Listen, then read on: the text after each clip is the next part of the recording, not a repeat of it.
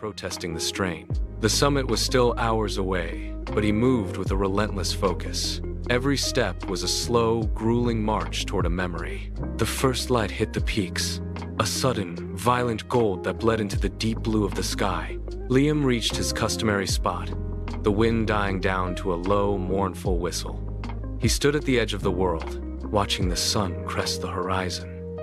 It was a magnificent, indifferent orb. The light caught the snow, turning the jagged ridges into blinding, radiant blades. He heard her voice then, clear as a mountain spring, cutting through the silence of his memory. "Watch the sunrise, Liam," she had whispered, her gaze fixed on the fading light. "And don't forget to live." He looked out across the expanse, but the view was a canvas of light and silence, devoid of the vibrant presence that had once colored his every moment. A bird took flight, its wings a sharp stroke against the brightening sky, and dew glistened like scattered diamonds on the hardy alpine plants near his feet. He observed these things, but he did not feel them. They were mere data, disconnected from his reality. The warmth of the morning sun touched his face, yet he felt only the vast, hollow space beside him. Day after day, the pattern repeated. Liam rose before the stars faded, his boots finding the same frozen indentations in the rock. The climb became a mechanical process, a series of lunges and breaths that demanded nothing but endurance. He did not look for beauty. He looked for the end of the path. Each morning, he reached the same ledge, stood in the same spot, and waited for a shift that never arrived. The ritual, once a promise, hardened into a heavy, suffocating burden. He watched the sun climb, a slow, agonizing crawl across the sky, and felt the weight of his own existence pressing down on him. There were moments, mid-ascent, where his legs trembled and his mind screamed. To turn back, to abandon the mountain and the memory.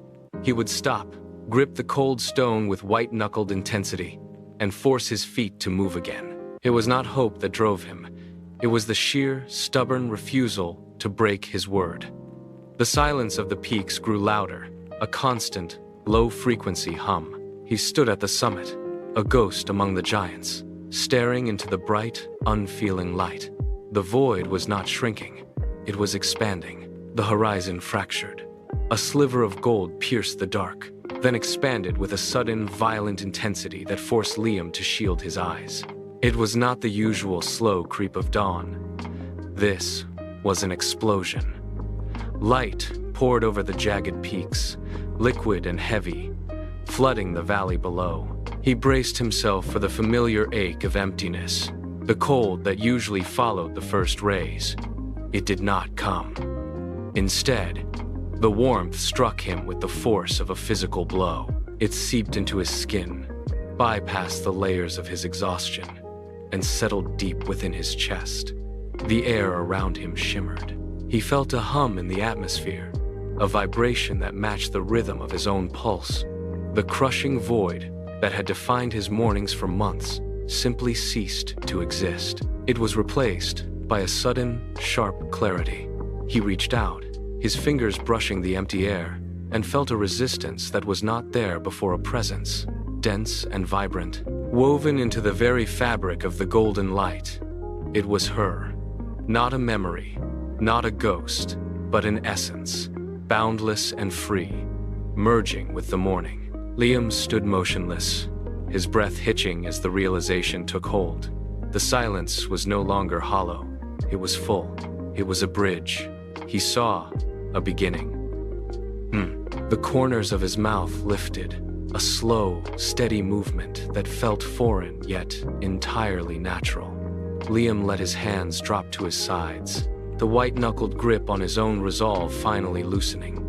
He stood fully in the warmth, letting the golden light soak into his skin, no longer searching for a ghost but acknowledging a presence that had been with him all along. The promise he had carried like a leaden weight for so long transformed. It was not a tether to the past, but a key to his own future. He exhaled, a long, ragged breath that carried away the last of the winter chill. He was not leaving her behind. He was carrying her forward, Liam turned away from the edge of the precipice, his boots finding purchase on the solid, unyielding rock. He began the descent, with the steady, purposeful stride of a man returning to the world of the living. The mountain remained, but the climb was over.